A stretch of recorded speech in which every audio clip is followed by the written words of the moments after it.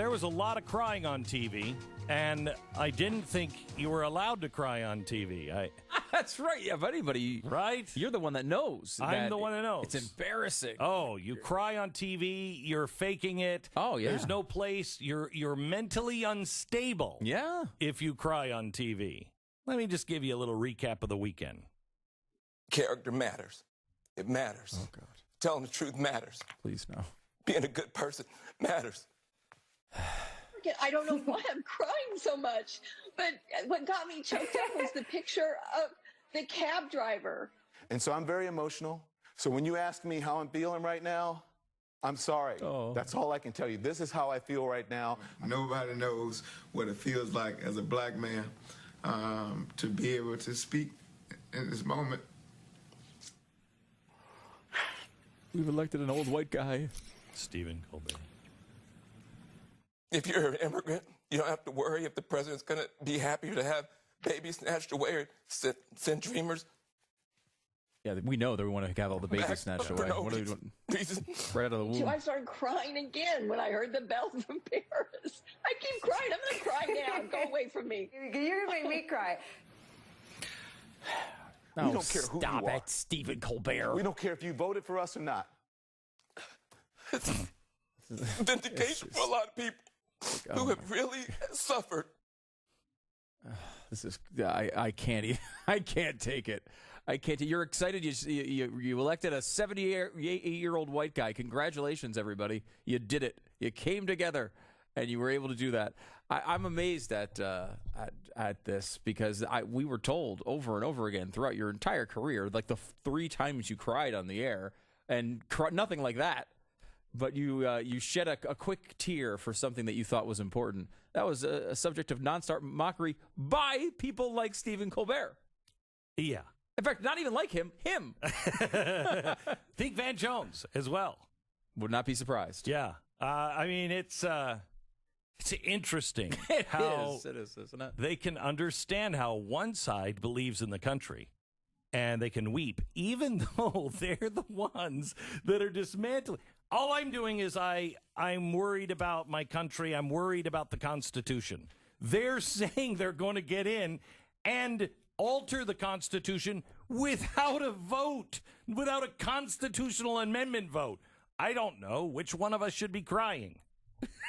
Amazing. Did you watch? I'm sure you did. Saturday Night Live this week. No. So Dave Chappelle was hosting it. Oh. And he was actually, I think, the first host after the Trump election in 2016, if I remember right. Mm-hmm.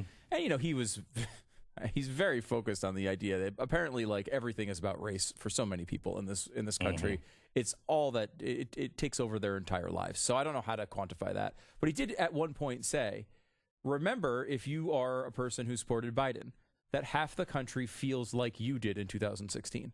Mm-hmm. And that is something important to focus on every single time one of these transitions happen. And I will say this, most importantly, out of all these things, watch these people cry, watch these people sob on live television, and at the same time, watch the people in the parks celebrating, jubilant, dancing, literally dancing in the streets.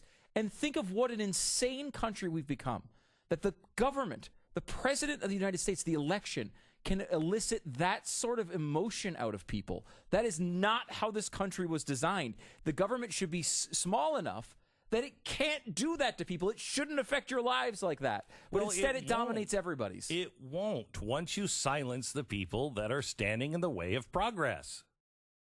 Then there won't be any dancing in the streets because you won't really have anybody to fight because you've just cured them of this. Oh, good. Let me give, again, this is from the Washington Post, Jennifer Rubin. Let me just give... That's a conservative columnist, by the way. You want to hear the conservative columnist in action? Yeah. Any Republican now promoting rejection of an election or calling to not follow the will of voters or making baseless allegations of fraud should never serve in office, never join a corporate board, never find a faculty position, or be accepted into polite society. Still quoting, "We have a list," end quote. List making. That's where we are in this country. I didn't realize that we were back in the 1950s. I didn't realize that.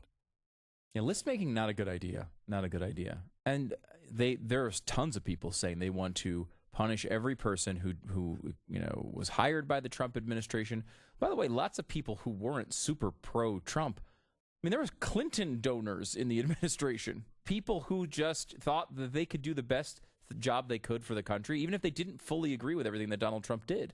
But they're going to go and he didn't do anything. He didn't do anything wrong or illegal. He didn't do anything wrong or illegal.